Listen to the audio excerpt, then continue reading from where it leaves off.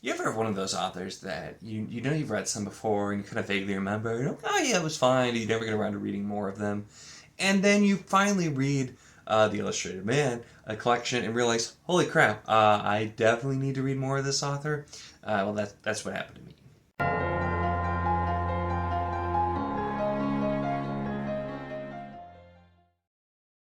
Hello and welcome to my channel. In this video we're going to be talking about The Illustrated Man by Bradbury.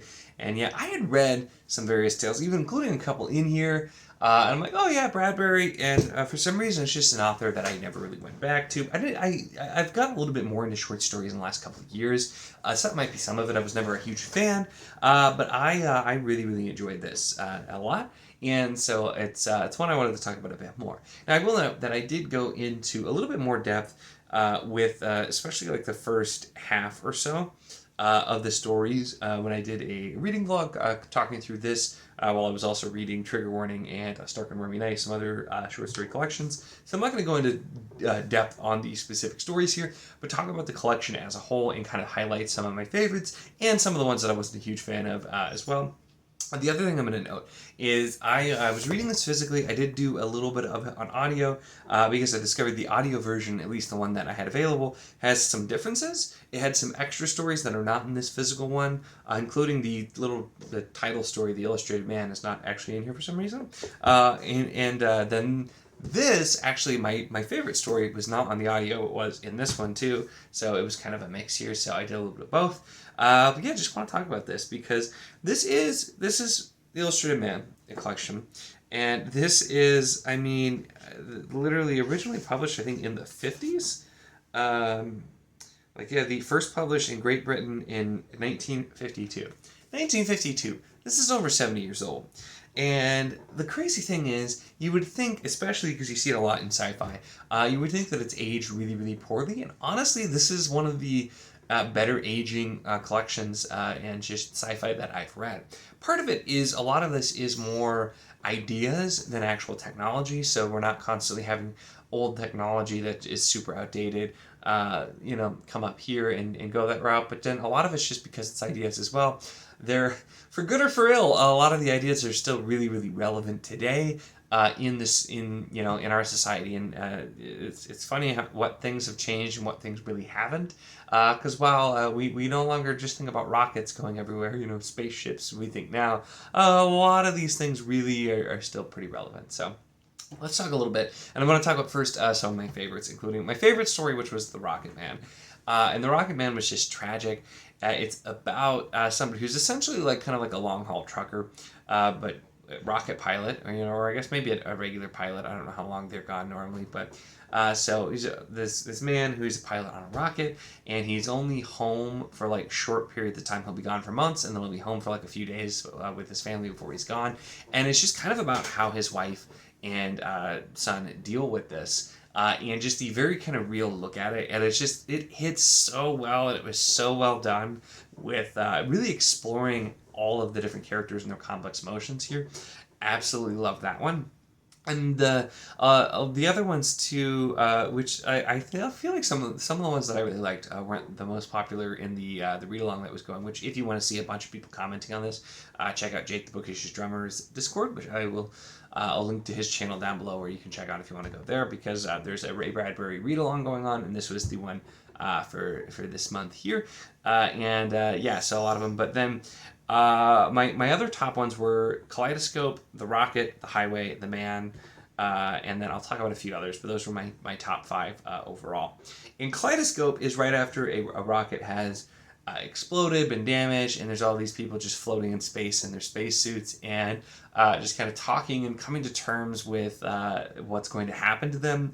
I don't know why, but that was an early one, and it just really stuck with me, and I just ended up being a really big fan of it overall. It just for whatever reason it worked really well and was interesting. And then The Rocket was kind of like the opposite of The Rocket Man, interestingly enough, because it's about a man a husband and father who desperately wants to go into space and to be on a rocket, but it's so expensive, and he knows that only one person in his family he could ever afford to send, and so he's trying to figure out what he can possibly do. and a lot of talks about how, space is a rich man's game, which once again are the ideas and the themes that have aged unfortunately really, really well, because even now in modern times where, if you're rich enough, you can go into space, and, there's talks like there'll be a space hotel, and, all these like tourist trips and things. And so unfortunately have some aged a little too well there also. One that I feel like is a little bit underrated, and I know not everybody liked it, but the highway. And the highway is basically, it's a roadside seller who sells water and some other miscellaneous things to tourists in Mexico.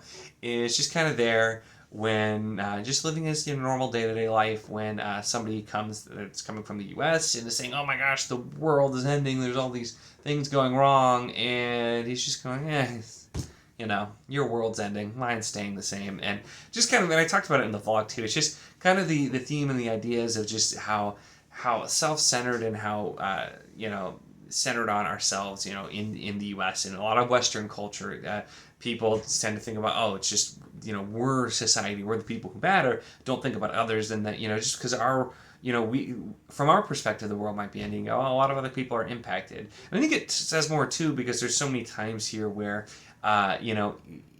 every day you hear about all these terrible things happening to other countries, and because it's not affecting you, you don't really think much of it. And so I think it's kind of the reverse of that. It's kind of showing that in a way, but then also just showing how the level of what's going on and severity of it is really in the eye of the beholder. And so it was a short one, but one that I quite liked.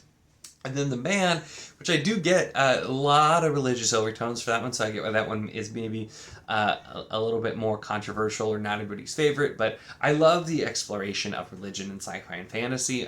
For whatever reason, it's just something that's always interested me.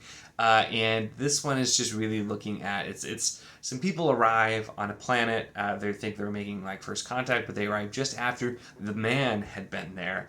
And like the religious experience that all of these people had, they don't even care. And it's these people trying to kind of like come to terms with what that means, and the captain specifically being really upset, and some deeper themes too, with just not being able to accept what's there and always having to go for more as well. And so another one that I thought was really, really, really well handled. A couple of others I mentioned.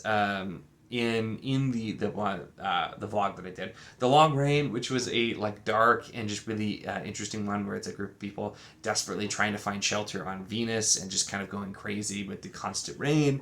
The Other Foot, which is deals with racism and with history of what's happened in the United States, involves black people essentially migrating to Mars, which it's my understanding there's also some stuff about that in the Martian Chronicles. I'm pretty sure I've read that, but it's been so long that I don't fully recall.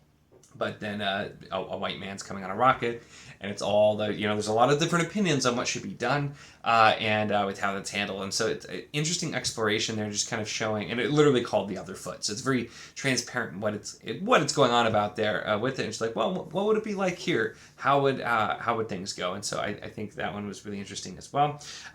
Marionettes Inc. is another one that I had most certainly read before, which I kind of like it. It's almost a little horror, that one.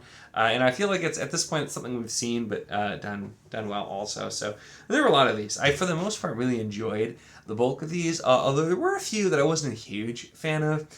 One that I know is really popular, but it's also one of the ones that I'd read before and always thought was kind of meh, is The Veld. And like, I get what it's going for. It's these children who end up just being absorbed in technology. They have like the room, kind of like in Star Trek, that can give you a simulation of whatever kind of thing, and also technology sort of provides for everyone's needs, so like the human touch, and people are kind of obsolete and that kind of thing. So I get it, it's there, but it's just And then there were two, and for everyone who once again, the thing that some of these themes are just, they've aged so incredibly well, because people, and I'm definitely not getting into the conversation with it, but people always talk about cancel culture, that whole kind of thing, act like it's a new thing, or censorship like it's a new thing.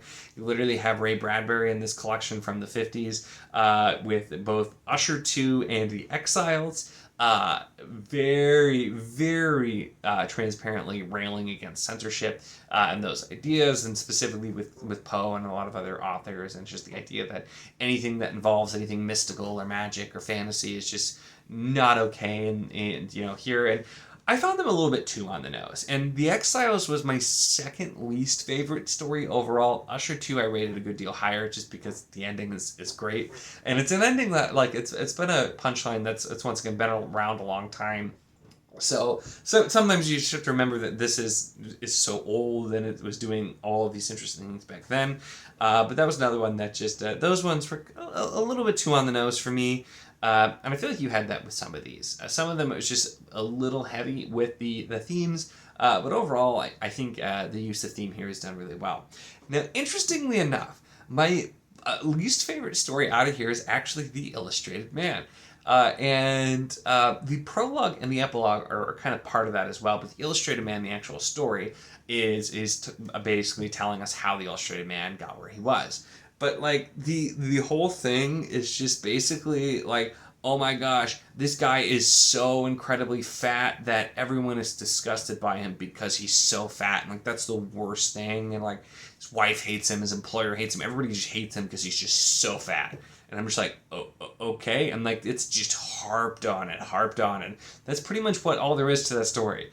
Is like, there's just, I mean, obviously I'm exaggerating. There's a little bit more to it, obviously, with the explanation. But it's just like, that's like the entire, his whole life is off the rails because he's fat. And I'm like, okay. So that one just seemed like, it didn't really feel like it fit in the collection, which is funny because, like I said, it's not in my copy of The Illustrated Man that I have here. Even though it's The Illustrated Man, how can you not have that story? I wonder if that's part of it because it did kind of feel a little bit out of place. It just, you know, I don't know. It was weird, but I feel like it still made sense. And there was just, yeah, I don't know. It was interesting. That one really didn't do it for me, so I wasn't a huge fan of that one overall. But I'll put up, if you did want to see my full listing, I'll briefly put up an image here. So there's my full listing if you were curious. I also posted in Discord and chatted a little bit more about some specific ones as well over on Jake's Discord also. But overall, I really enjoyed this. I'm definitely going to plan to get a nicer copy of this. That'll include some of the other ones too, so I'm hoping to have that here soon. But I enjoyed this a lot, and it has me really, really excited to read more Bradbury because I read some when I was younger, and it's just been so long that I don't remember a ton of it. And so it'll probably like reading a lot of it for new, or maybe there'll be like a couple of other things I recognize, like a couple in here that I remembered.